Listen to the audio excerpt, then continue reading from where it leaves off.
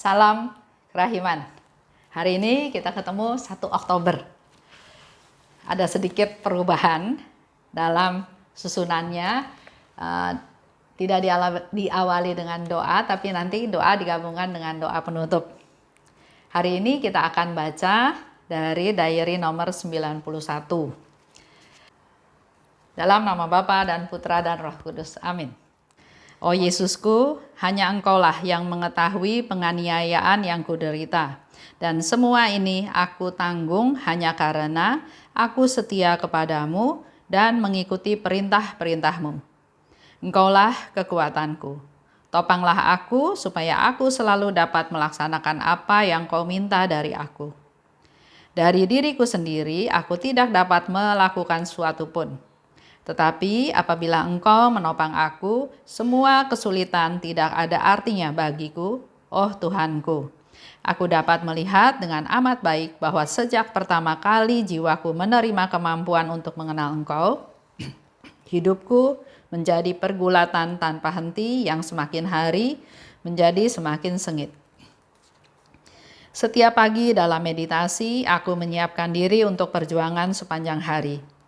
Komuni Kudus meyakinkan aku bahwa aku akan memperoleh kemenangan, dan memang demikian. Aku khawatir akan tiba suatu hari di mana aku tidak dapat menerima Komuni Kudus.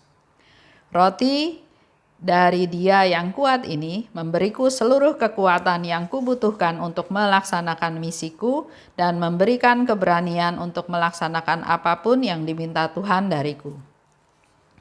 Keberanian dan kekuatan yang ada dalam diriku bukan berasal dari diriku, tetapi dari Dia yang hidup di dalam aku. Itulah Ekaristi. Oh Yesusku, kesalahpahaman orang sedemikian besar. Kadang-kadang, seandainya tidak ada Ekaristi, aku tidak akan berani melangkah lebih jauh meniti jalan yang sudah Kau tunjukkan kepadaku. Ya, bulan Oktober kita akan banyak bicara tentang Ekaristi. 1. Dikatakan oleh Yesus, hanya Engkaulah yang mengetahui penganiayaan yang kuderita. Semua ini aku tanggung hanya karena aku setia kepadamu dan mengikuti perintah-perintahmu. Engkaulah kekuatanku. Topanglah aku, supaya aku selalu dapat melaksanakan apa yang Kau minta dariku. Topanglah aku, sanggah ya, artinya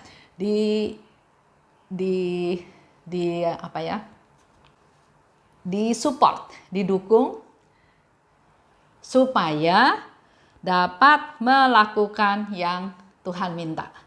Kita juga boleh seperti Suster Faustina, minta supaya Tuhan tolong saya, minta supaya Tuhan topang saya, Tuhan sanggah saya, Tuhan support saya, Tuhan dukung saya, supaya saya bisa melaksanakan apa yang Tuhan minta. Ya, coba sekarang refleksi dulu dengan apa yang biasa kita lakukan dalam doa. Biasanya kan doa terima kasih, bersyukur, tapi udah gitu yang panjang itu adalah doa permohonan. Tuhan, saya minta ini. Tuhan, saya minta itu. Tuhan, saya punya rencana ini. Kabulkan doa saya, Tuhan. Tuhan, doa permohonan, penuhnya dengan doa permohonan. Dan mohon supaya kabulkan doa saya, Tuhan. Kabulkan doa saya, Tuhan. Hari ini kita belajar dari Suster Faustina, justru minta kita ditopang supaya bisa melaksanakan perintah Tuhan. Bukan saya fokusnya ya. Lanjut. Setiap pagi dalam meditasi, aku menyiapkan diri untuk perjuangan sepanjang hari. Setiap pagi. Jadi setiap hari itu adalah suatu perjuangan. Maka setiap pagi dalam meditasi, aku menyiapkan diri. Ini kita bisa lakukan juga bersama-sama dalam doa pagi. Kita minta Tuhan menguatkan kita untuk kita menjalani hari ini yang mungkin penuh dengan perjuangan, mungkin penuh dengan pertempuran. Dan yang dilakukan oleh Suster Faustina adalah komuni kudus meyakinkan aku bahwa aku akan memperoleh kemenangan. Sumber kekuatan dari Suster Faustina adalah komuni kudus. Menerima tubuh dan darah Yesus masuk ke dalam dirinya, dalam hatinya, ke dalam jiwanya untuk menjadi kekuatan dia sepanjang hari itu. Terima komuni memperoleh kekuatan, memberi keberanian untuk melakukan step-step berikutnya. Nah, yang sering terjadi adalah kesalahpahaman orang sedemikian besar. Kadang-kadang, seandainya tidak ada ekaristi, aku tidak akan berani melangkah. Itu sharingnya Suster Faustina. Kalau dia nggak diberi kekuatan oleh Tuhan melalui perayaan ekaristi, melalui komuni kudus, bahkan dia bilang dia nggak berani melangkah juga. Nah, bagaimana dengan kita? Dikatakan oleh Suster Faustina, kesalahpahaman orang-orang sedemikian besar. Ada yang menerima komuni atau ada yang pergi untuk perayaan ekaristi hanya karena diajak teman. Ya deh, ikut. Ya deh, temenin yang mau perayaan ekaristi. Atau ya deh, daripada di rumah nggak ngapa-ngapain, oke, pergi ke perayaan ekaristi. Atau hanya formalitas. Masa orang-orang pergi saya nggak pergi? Atau ya saya sambut komuni supaya orang kiri kanan nggak mencurigai saya bahwa saya melakukan dosa besar. Karena pernah ya suatu kali ada seorang suami cerita, dia bilang istri saya kayaknya lagi melakukan dosa besar. Kenapa? Iya, karena biasanya menyambut komuni pas hari itu dia nggak sambut komuni.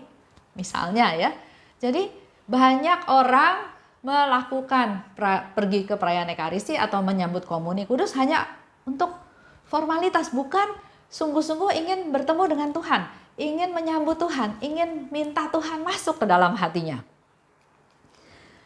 Atau ada juga yang menganggap ya udahlah ini formalitas aja, maju ke depan, terima hosti, sudah selesai. Mari kita mulai bulan ini, Oktober, kita sungguh-sungguh mengimani, menghayati bahwa yang kita sambut itu bukan sekedar hosti, roti putih tidak beragi, tapi itu adalah tubuh Kristus, itu adalah darah Kristus. Dan Kristus ingin kita menyambutnya karena Kristus ingin bersatu dengan kita.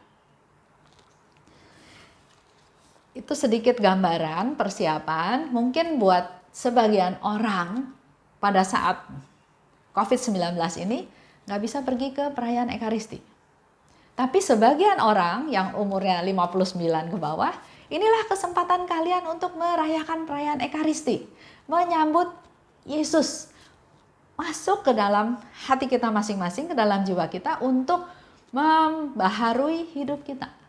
Karena seperti Suster Faustina bilang, kekuatan dia justru dari komuni kudus. Kalau dia nggak terima komuni, dia mungkin nggak berani melangkah. Sedangkan untuk kita-kita yang sudah di atas 60 tahun, juga jangan kecewa. Karena masih ada misa yang online. Mari kita ikut dalam live streaming tersebut dan ikut dalam komuni batin. Tuhan Yesus itu maha kuasa, Tuhan itu maha kuasa, dia bisa melakukan apapun. Bahkan kalau Suster Faustina juga dia nggak bisa pergi ke kapel, dia nggak bisa ikut perayaan ekaristi, tapi dia mohon bahkan Yesus yang datang memberikan hosti. Itu aja untuk hari ini. Silahkan Bapak Ibu mempersiapkan diri karena sepanjang bulan Oktober ini kita akan banyak membahas tentang perayaan ekaristi. Terima kasih atas perhatiannya. Sampai ketemu besok. Dalam nama Bapa dan Putra dan Roh Kudus, amin. Allah Bapa yang maha baik, kami sungguh bersyukur dan berterima kasih karena Engkau mengizinkan kami untuk masuk ke bulan yang baru, yaitu bulan Oktober. Berkati kami semua Tuhan, anak-anak-Mu yang khususnya secara setia mendengarkan, men-sharingkan, merenungkan acara menggali rahmat ini. Jamahlah kami Tuhan agar kami semakin terbuka untuk bisa mengenal kehendak-Mu, untuk bisa semakin menyatukan diri dengan-Mu, dan terlebih lagi dalam bulan Oktober ini kami akan membahas tentang perayaan Ekaristi, tentang makna Ekaristi, tentang banyak hal yang berkaitan dengan Ekaristi. Curahkanlah rahmat-Mu Tuhan agar kami punya hati yang terbuka dan semakin mengerti akan rencana-Mu, akan kemurahan hati-Mu, akan rahmat-rahmat berkat yang Engkau limpahkan kepada kami melalui perayaan Ekaristi. Berkati para imam agar mereka juga dalam khotbah, dalam homilinya, dalam hidupnya, dalam pengajarannya menjadi alat-Mu Tuhan untuk bisa semakin menjelaskan kepada kami akan manfaat dan mujizat Ekaristi yang Kau berikan kepada kami. Mujizat kesembuhan, mujizat pengampunan dosa, dan juga banyak rahmat-rahmat lainnya. Bunda Maria, doakanlah kami. Santa Faustina, doakanlah kami. Amin. Dalam nama Bapa dan Putra dan Roh Kudus. Amin. Salam kerahiman.